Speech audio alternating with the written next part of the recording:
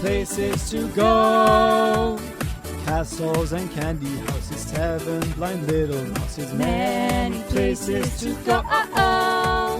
Charlie and the Chocolate Factory, bears eating lots of honey. Here we go, here we go, here we go. Come and read with me, many places to go. So come and grab a seat and read a story time with me. A world made by your imagination. Flying carpets and 100 Dalmatians. No, wait, that's wrong. There's actually 101 Dalmatians. A world made by your... Hey Storytime kids, we have 2 new words for you today. The first word is delight. D-E-L-I-G-H-T. Delight. The word delight means great pleasure. Delight. The second word we have is dream. D-R-E-A-M. Dream. The word dream means a series of thoughts, images, and sensations occurring in a person's sleep. Dream. Make sure you guys look for these 2 words in this story. Hi Storytime kids, it's Kathleen and I'm really excited to read you this story today. It is called The Oak Inside an Acorn. The acorn looked at the world around him. Green hills rolled their backs in the distance. Bright daisies bloomed below him. Above him, a family of puffy white clouds floated through the blue sky. The world looks so big, the little acorn said to his mother. I'm just so glad to be here with you. His mother was a tall, beautiful oak tree. I'm glad too, my little acorn. It's good for you to be here with me now, but when your time comes to go into the world, you will be fine. I'll be afraid, Mother Oak Tree. Mother Oak hugged little acorn in her strong branches.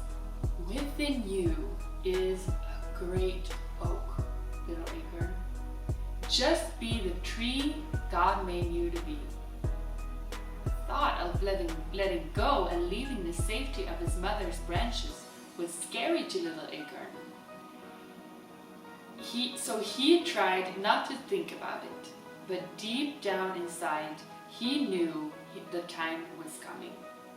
One by one, his brothers and sisters had been letting go and saying goodbye. They had been afraid too, but their mother had assured them with the same words, within you is a great oak. Just be the tree God made you to be. Each time he heard this, little acorn would look at himself and say, an oak? In me? He was so small. It was hard for him to believe he could ever be a tree. The time to let go came sooner than little acorn wanted. It started with a bump. He was resting one summer afternoon, thankful for the coolness in the shadow of the leaves. But then, thud, the tree shook.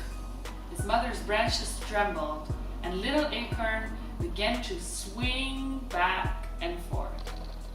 A farmer's pickup had accidentally backed into the tree trunk. Little acorn had swung before, stirred by the wind, bumped by climbing kids, and each time he'd always held on, but not this time. He tried. He pressured his thin stem into the branch as hard as he could, but it didn't work.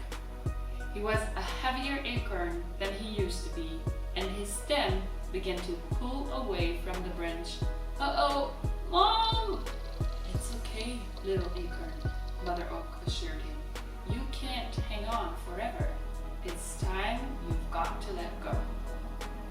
Down he fell, flipping over and over, softly slipping through the leaves, until he bounced on something hard. He had landed in the back of the pickup truck. The truck vibrated and began to drive away. "It's okay, little acorn," his mom called out. "Within you is a great oak. Just be the tree God made you to be." Little acorn barely heard the last few words. The truck was already moving down the road, going somewhere. He just didn't know where. As the truck bounced, so did the acorn. "Ouch!" he said. "This is rough." "It gets better," he heard a voice say. Rolling over, little acorn looked up at a young tree. "Who are you?" he asked. "I'm a new little orange tree on my way to be planted." "What do orange trees do?" asked the acorn. By now the road and the ride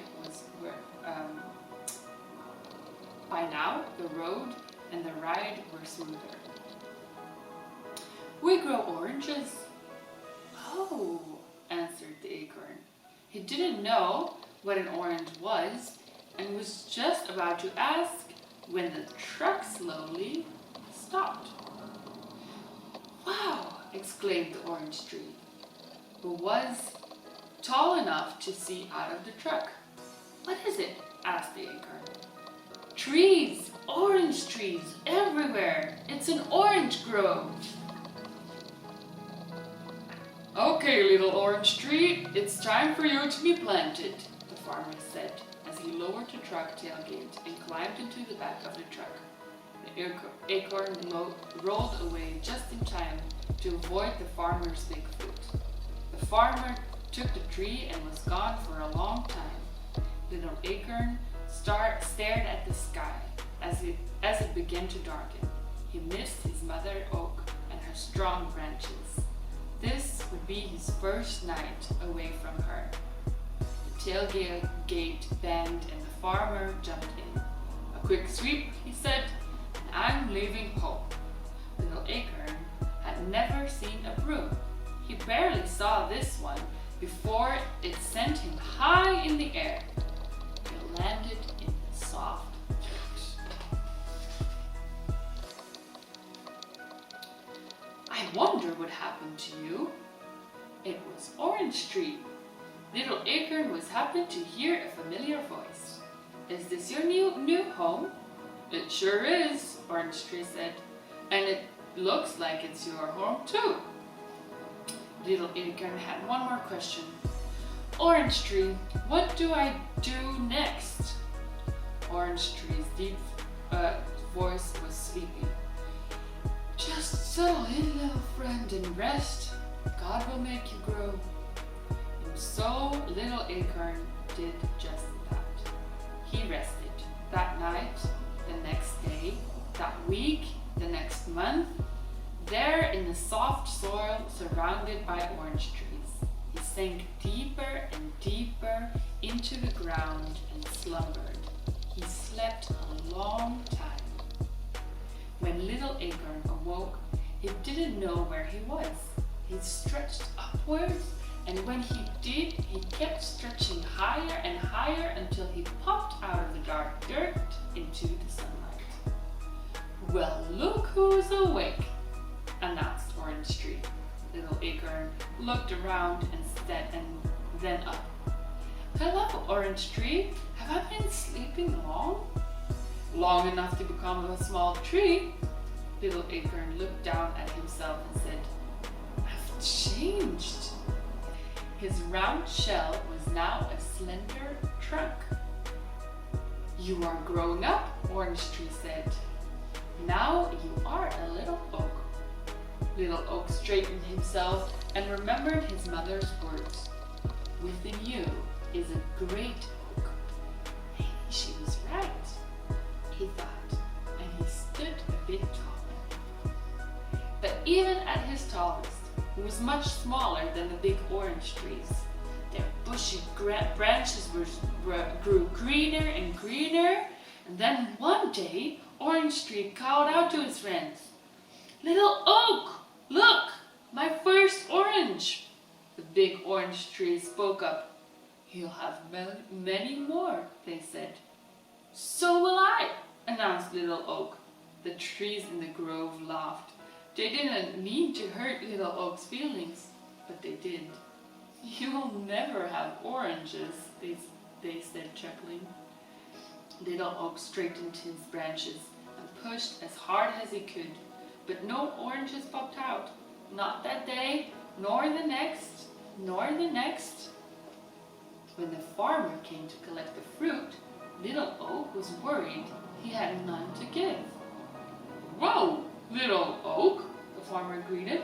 "How did you get here?" The farmer walked away. When he returned, he carried a big shovel. "I know just a place for you." He lifted the little oak tree out of the ground. "Bye-bye, my friend," said Orange Tree. The story is not done. Next week we will read the other part of the story, but I am curious, how do you think this story will end? Where do you think Little Oak Tree is gonna go next?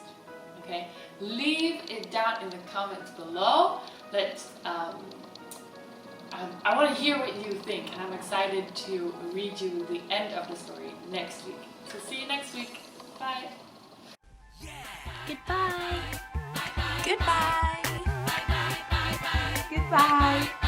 When something's starting out, we'll Bye. often say hello. And when we're Goodbye. in the middle of something, we might say, "That's fun."